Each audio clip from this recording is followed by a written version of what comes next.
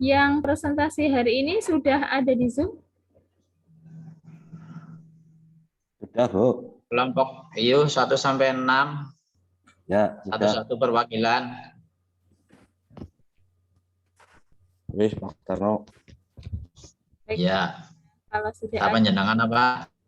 Yo, silakan dimoderatori, kemudian nanti setelah panel presentasi tanya jawab, kemudian nanti di akhir kita akan persamaan persepsi mengenai materi hari ini. Silahkan Pak, siapa yang akan jadi moderator?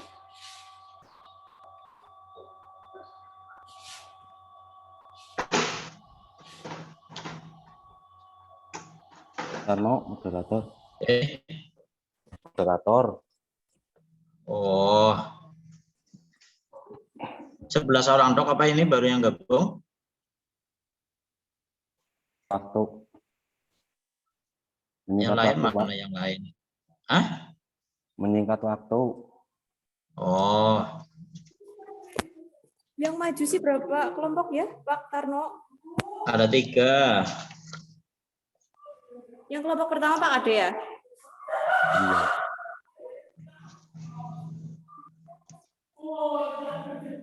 Yo, Yang pertama Pak Iya. Ade. Iya. apa Pak Ade? Ispa. Ispa, Aku kedua Pak. Ispa, Peneu, Pneumonia Anissa. ya, sama Yang siapa lagi ya? Lupa aku. Yang pneumonia Nah, siapa? Anissa. Ispa, pneumonia terus. Si Jimaning sih Satu lagi siapa? siapa ya? Aku lupa kok. Aku beli Pak.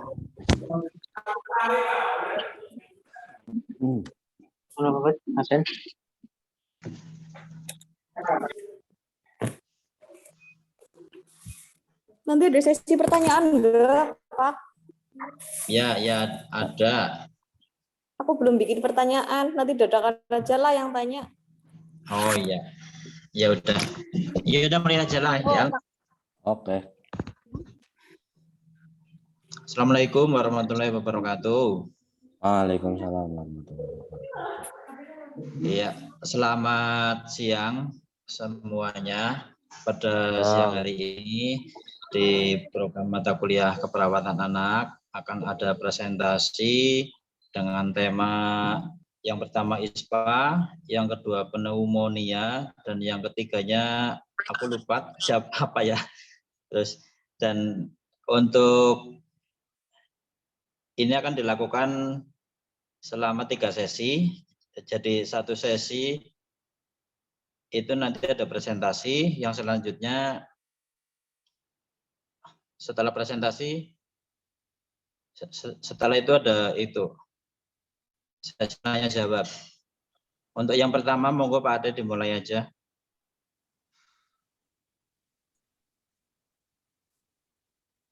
Halo Pak Ade. Ya, siapa? Yuk. Shit, dan orang bisa, Pak. Jadi host, Pak, ndeleng, Pak. Ya, Osid.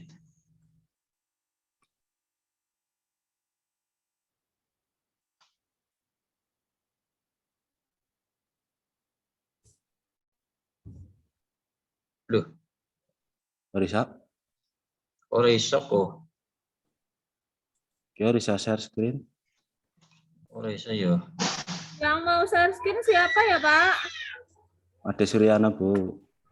Pak Ade ya? Nggih. Nggih.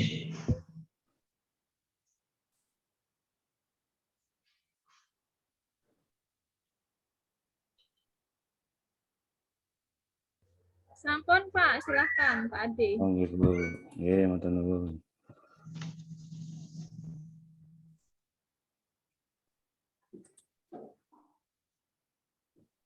File apa ya, Fik?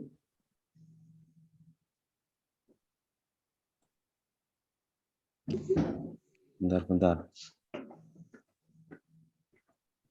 Dia, Fik.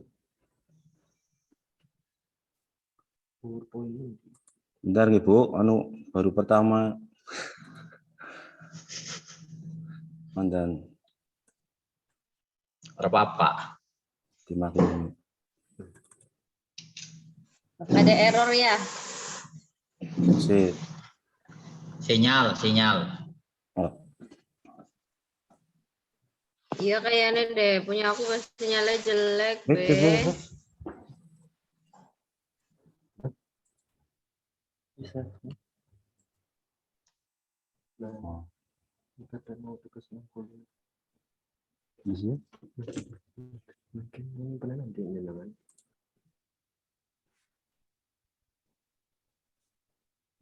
Dia makanya harus bisa. Dia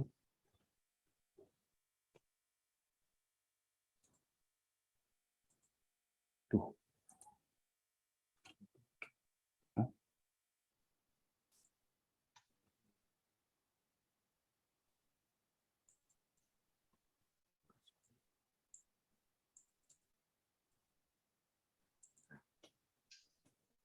Oke. Kelihatan nggih? Nggih, sampun. Oke, ya mulai nggih. Assalamualaikum warahmatullahi wabarakatuh. Waalaikumsalam warahmatullahi wabarakatuh. Wabarakatuh. Nama saya Desriana, saya akan sedikit mempresentasikan tentang ISPA pada neonatus nggih. Langsung saja, mungkin nanti ada beberapa yang kurang pas atau kurang itu kita nanti diskusikan bareng-bareng ya.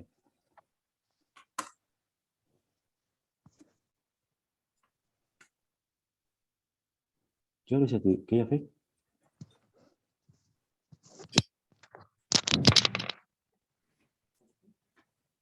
Ini enggak.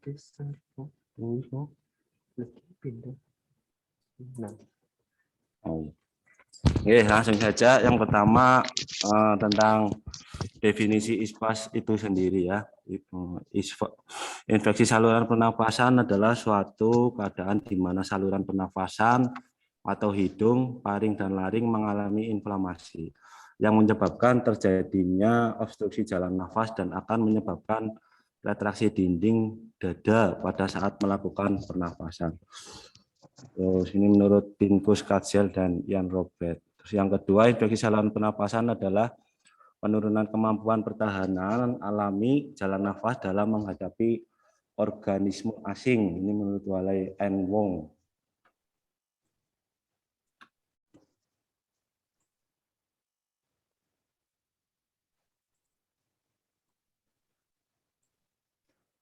Untuk etiologinya sendiri, infeksi saluran pernapasan adalah suatu penyakit yang mempunyai angka kejadian yang cukup tinggi.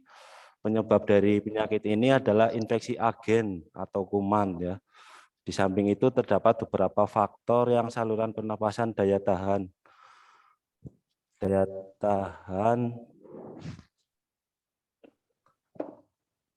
faktor umpamanya yaitu usia dari bayi atau neonatus.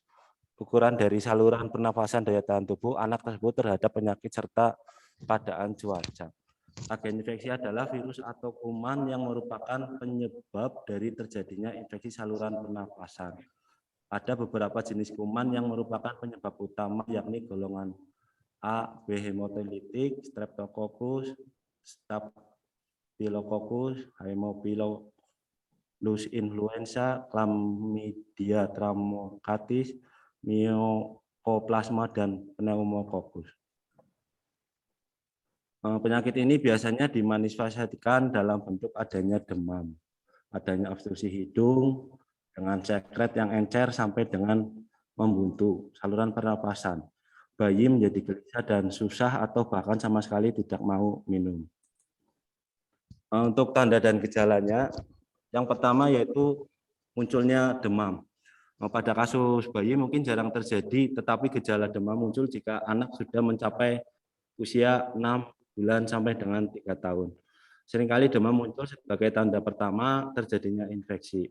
Suhu tubuh biasanya muncul antara 39,5 derajat sampai 40,5 derajat Celcius. Yang kedua itu munculnya meningismus adalah tanda meningeal tanpa adanya infeksi pada meningen. Biasanya terjadi selama periode bayi mengalami panas. Gejalanya adalah nyeri kepala, kaku, dan nyeri pada punggung, serta kuduk. Terdapatnya tanda Kernig dan Brudzinski. Tanda selanjutnya yaitu anoreksia. Biasanya terjadi pada semua bayi yang mengalami sakit. Bayi akan menjadi susah minum dan bahkan tidak mau minum. Selanjutnya tanda dan gejalanya yaitu vomiting atau muntah ya. Biasanya muncul dalam periode sesaat, tapi juga bisa selama bayi tersebut mengalami sakit. Selanjutnya tanda diare atau mitens diare seringkali terjadi mengiringi infeksi saluran pernapasan akibat infeksi virus. Selanjutnya tanda dan gejala munculnya abdominal pain, nyeri perut, nyeri pada abdomen mungkin disebabkan karena adanya epididymitis mesenterik. Tanda dan gejala selanjutnya sumbatan pada jalan nafas atau nasal. Pada saluran nafas yang sempit akan lebih mudah tersumbat oleh karena banyaknya sekret. Terus batuk merupakan tanda umum dari terjadinya infeksi saluran pernafasan. Mungkin tanda ini merupakan tanda akut dari terjadinya infeksi saluran pernafasan.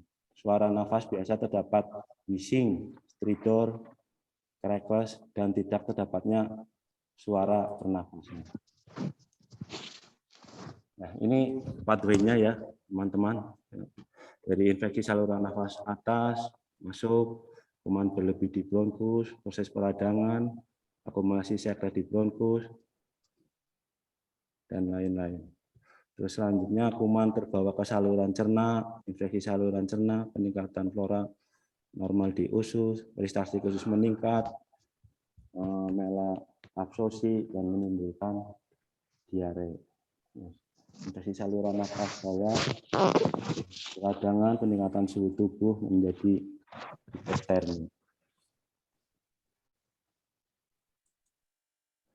Pemeriksaan, kita masuk ke pemeriksaan penunjang. Untuk pemeriksaan penunjang yang biasa lazim dilakukan adalah pemeriksaan kultur atau biakam kuman atau swab. Hasil yang didapatkan adalah biakan kuman positif sesuai dengan jenis kuman. Pemeriksaan hitung darah atau differential count, laju undap darah meningkat, disertai dengan adanya leukositosis dan bisa juga disertai dengan adanya trombositopenia dan pemeriksaan selanjutnya yaitu pemeriksaan fototorak jika diperlukan. Untuk penata laksanaannya, yang pertama, tujuan utama dilakukan terapi adalah menghilangkan adanya obstruksi dan adanya kongesti hidung. Pergunakanlah selang dalam melakukan penghisapan lendir, baik melalui hidung maupun melalui mulut. Terapi pilihan adalah dekongestan dengan pseudoephedrine, hidroklorida, tetes pada lubang hidung, serta obat yang lain seperti analgesik serta antipiretik. Untuk antibiotik tidak dianjurkan kecuali ada komplikasi purulenta pada sekret. Laksanaan yang kedua yaitu pada bayi dengan pilek sebaiknya dirawat pada posisi telungkup. Dengan demikian sekret dapat mengalir dengan lancar sehingga drainase sekret akan lebih mudah keluar. Untuk pengkajiannya fokus utama pada pengajian pernafasan. Ini pada pola nafas, kedalaman, usaha, serta irama dari pernafasan itu sendiri. Yang kedua, kedalaman nafas normal, dangkal, atau terlalu dalam, yang biasanya dapat kita amati melalui pergerakan rongga dada dan pergerakan abdomen. Yang ketiga, irama pernafasan bervariasi tergantung pada pola dan kedalaman pernafasan. Observasi lainnya adalah terjadinya infeksi yang biasanya ditandai dengan peningkatan suhu tubuh, adanya batuk, adanya suara nafas wheezing, bisa juga didapati adanya cyanosis, nyeri pada rongga, dan peningkatan produksi dari sputum. Untuk diagnosa keperawatannya, yang pertama yaitu ketidakefektifan pola nafas berhubungan dengan proses inflamasi pada saluran pernapasan. Tujuannya adalah untuk pola nafas kembali efektif dengan kriteria usaha nafas kembali normal dan meningkatnya suplai oksigen ke paru-paru. Intervensinya berikan posisi yang nyaman sekaligus dapat melakukan sekret dengan mudah.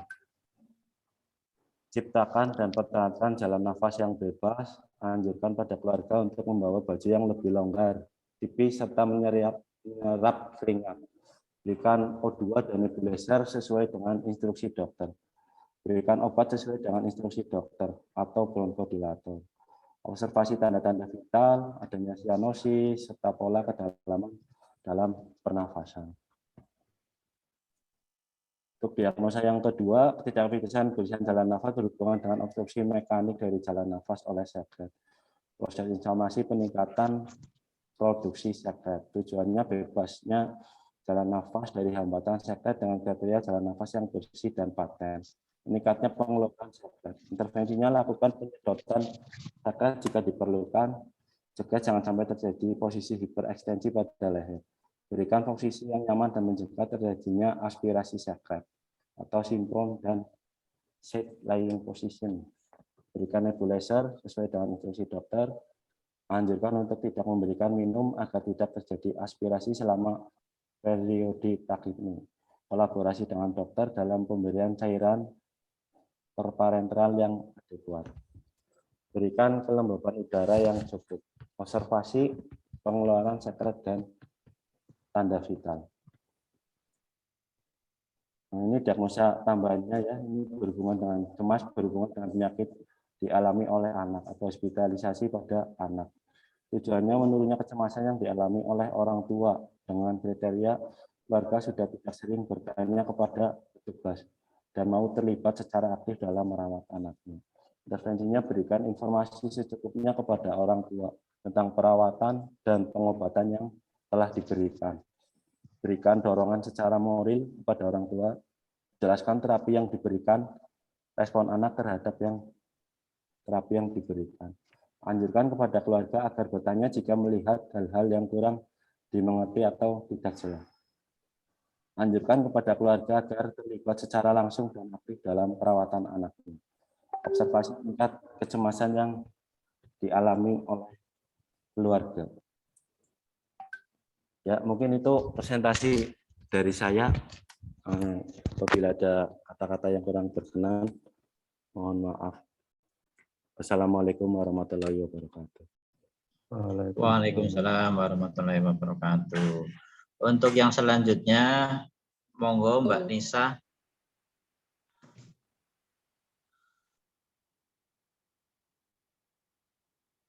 Apa mau langsung itu aja? Nanya jawab. Lanjut dulu, Pak. Lanjut dulu. Presentasi dulu lanjut aja. Dulu. Iya. Ya, yaudah Mbak Nisa lanjut ya.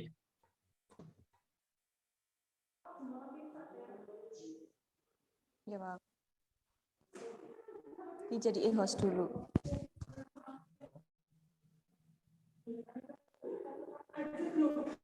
Aja ditulangi, please.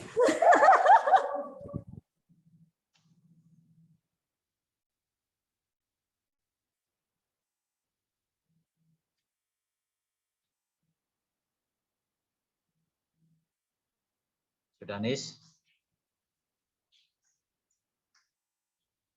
Belum jadi host, Pak, jadi nggak bisa share. Oh, benar. Mohon itu Mbak Nisa dijadikan host, benar. Saya tidak bisa absen. Pak Ade yang bisa jadiin, Pak. Soalnya sudah saya pindah ke Pak Ade.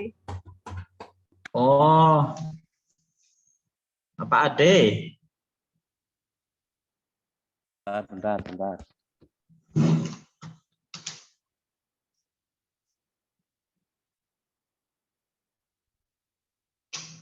Kapan wingi? Sing di siapa? Ah, Aja sing itu nang bagian sing gue Namanya sing Pak di sebelah share. Pak diklik. Sing Nama partisipan dari namanya diklik Oh, dan suwe. oke. Nisa.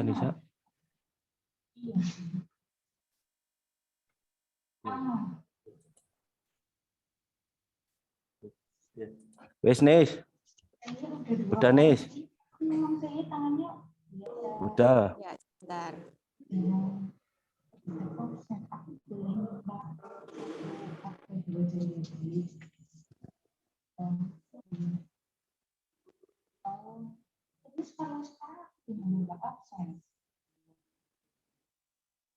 Aku jelek. Nanti jam berapa ya, Mas?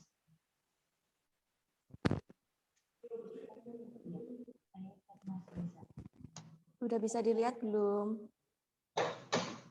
Belum. Belum. Bisa. Oh, hilang. Hilang. Malah wajah kasih nongol. Belum. Pak, kabarikan aku no.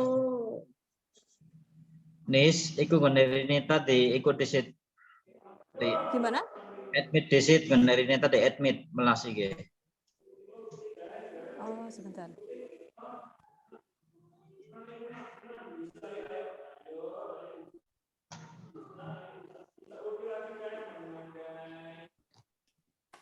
Wis urung Nis. Mana ada itu? Hah? Pengetahuan wanita.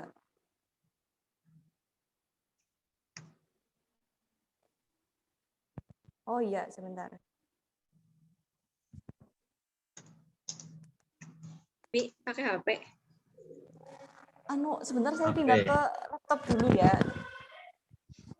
Oh, Atau kalau alah. saya kelamaan yang kelompok 3 dulu, boleh? Ya, kelompok 3. Saya baru Yang datang kelompok 3 soalnya. dengan Asma, monggo. Mbok mau Siap. lanjut.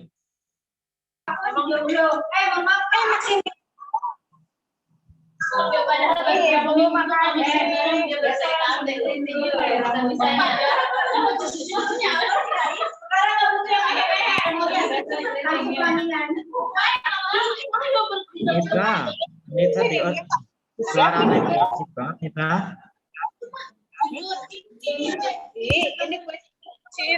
Di unmute. Nita John. Nita di unmute.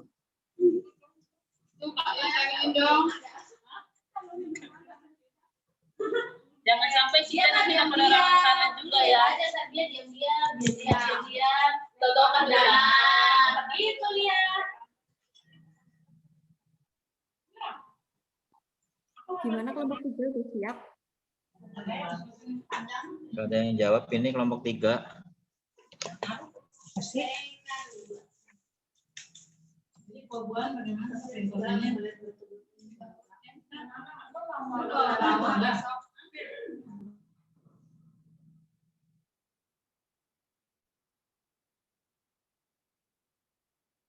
Ayo Nis. Kelompok 3 siapa, Pak? Kelompok 3 dengan Asma. Absen nomor 5 dan 6. Aku nggak hafal nomor absen namanya. Asma kok ya, Fik?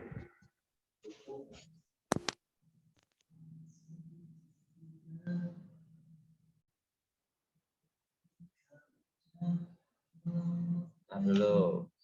Siapa ya?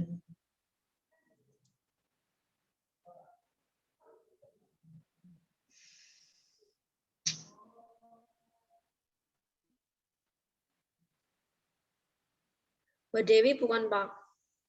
Mbak Dewi Diki kayak gitu kayaknya deh. Apa ya? Terus gabung urung sih ya. Wis gabung kabeh kok. Sana kabeh kuwi 21 peserta. Oh, gabung kabeh. Ayo kelompok 3 dengan Asma. Siapa yang mau maju? Nomor absen 5. Ini lagi tak pindah ke laptop dulu. Bi, HP-nya dimatiin, Bi. Gemak. Oh, nomor absen 5 Mbak Ari, nomor absen 6 Mbak Dewi. Oh. Yuk Mbak Ari dan Mbak Dewi.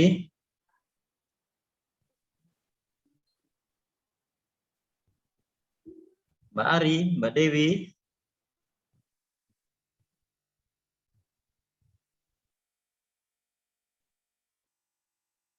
Kok diam?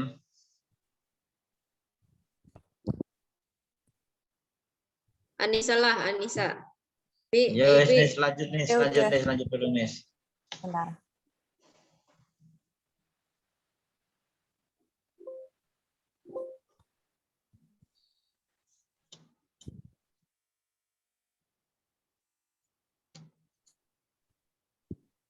Apaan sih? Aku sorry.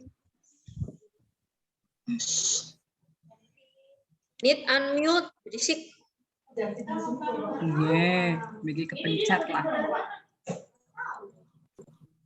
Udah bisa kelihatan belum? Oke. Sudah. Ya. Gue tidak ramai sekali. Aduh, jangan gitu kok.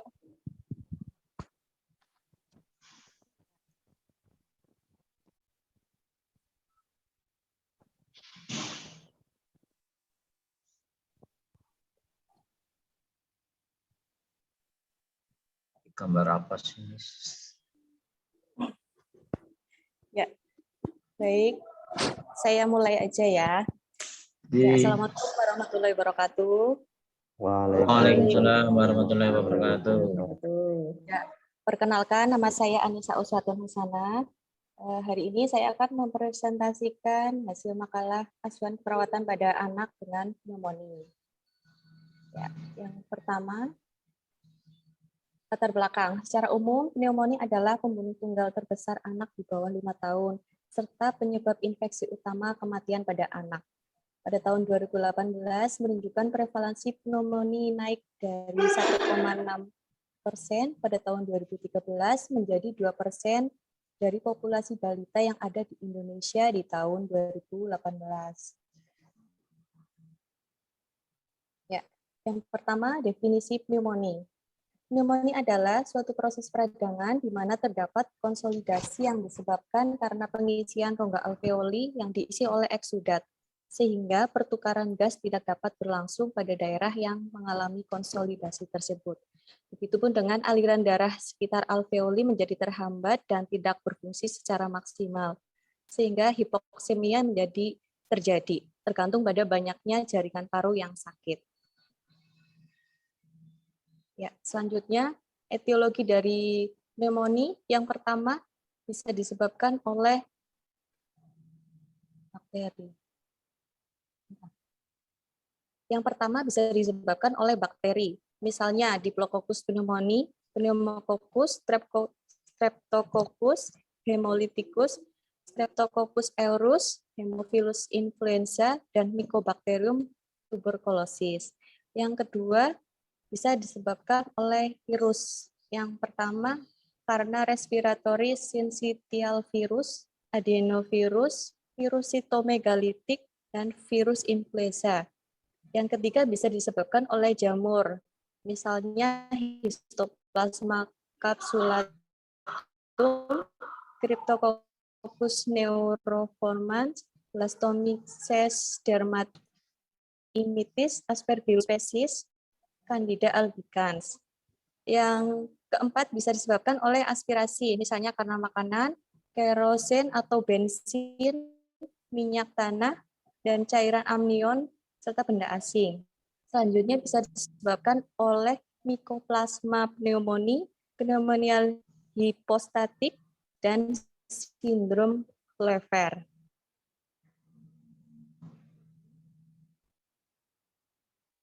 Ya, selanjutnya klasifikasinya berdasarkan agen penyebab dan berdasarkan area paru yang terkena.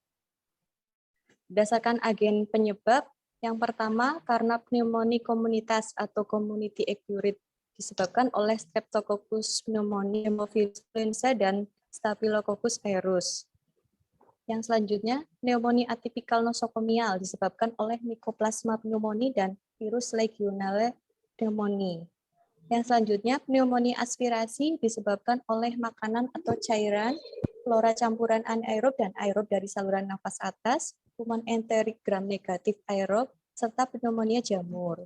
Selanjutnya, berdasarkan area paru yang terkena, yang pertama pneumonia lobaris, yaitu pneumonia yang terjadi pada satu lobus kanan atau kiri. Yang kedua, bronchopneumonia, yaitu pneumonia yang ditandai oleh bercak infeksi pada berbagai tempat di paru, bisa kanan ataupun kiri, yang disebabkan oleh virus atau bakteri dan sering terjadi pada orang tua dan bayi. Yang selanjutnya, patofisiologinya.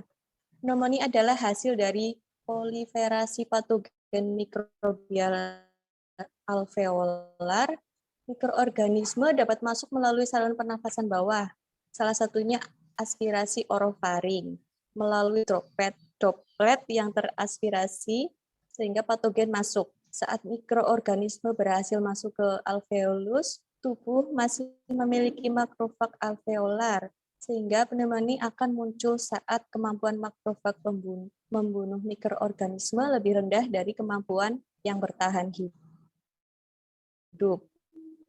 Lah, makrofag akan menginisiasi respon inflamasi host. Saat ini manifestasi klinis pneumonia akan muncul. Respon inflamasi tubuh akan memicu pelepasan mediator inflamasi seperti interleukin dan tumor nekrosis faktor yang menghasilkan demam. Selanjutnya neutrofil akan bermigrasi ke paru menyebabkan leukositosis perifer sehingga meningkatkan sekresi purulen. Mediator inflamasi dan neutrofil akan menyebabkan kebocoran kapiler alveolar lokal. Bahkan eritrosit dapat keluar akibat kebocoran dan menyebabkan hemoptisis.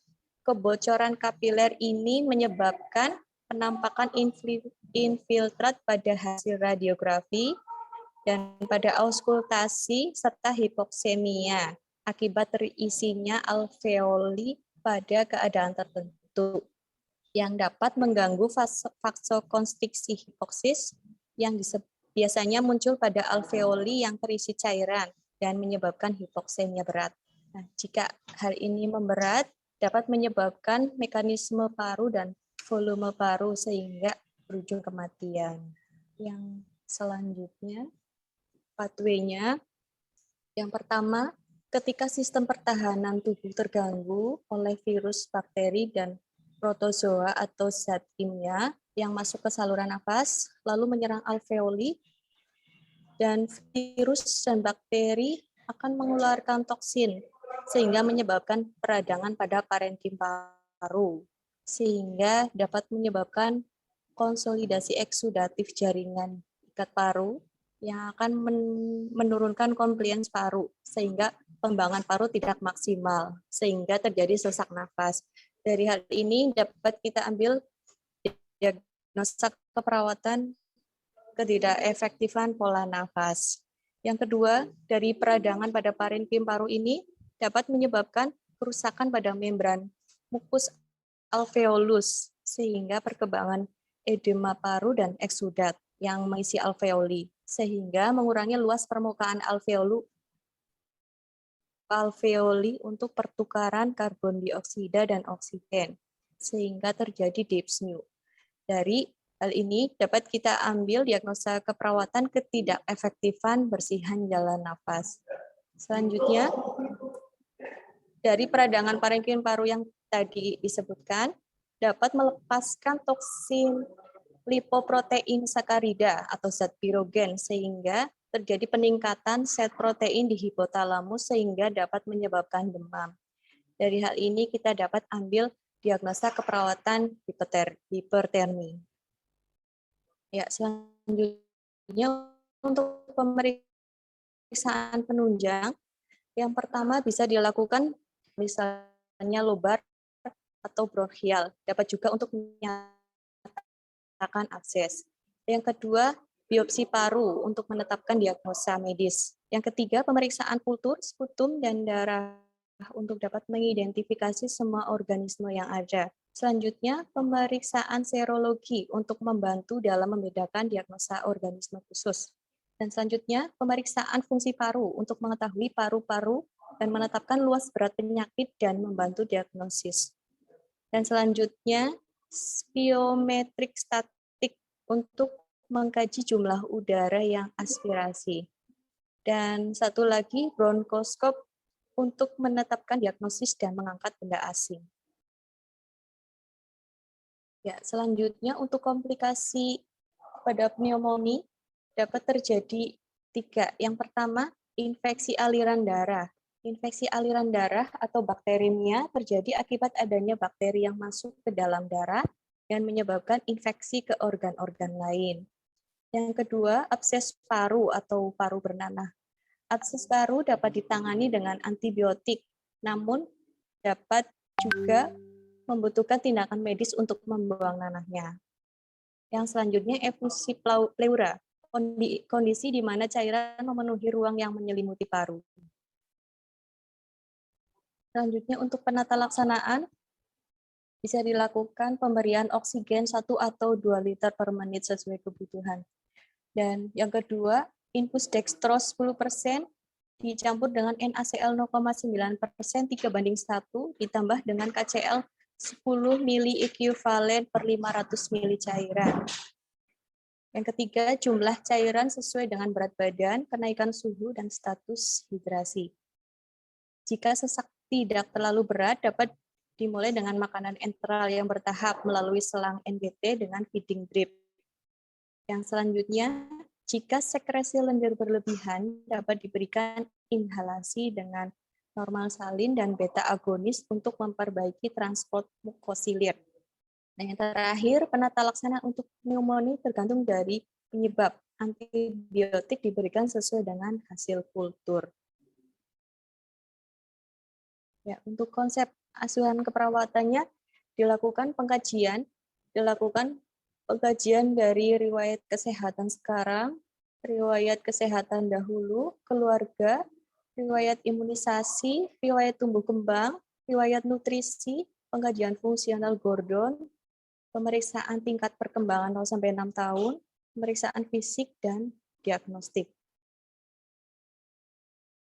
Untuk diagnosa keperawatan, yang kita ambil ada 3. Yang pertama, pola nafas tidak efektif berhubungan dengan hiperventilasi. Yang kedua, ketidakefektifan bersihan jalan nafas berhubungan dengan penumpukan sekret.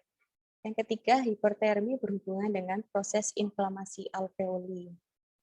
Untuk intervensi keperawatan, untuk diagnosa yang pertama, pola nafas tidak efektif berhubungan dengan hiperventilasi.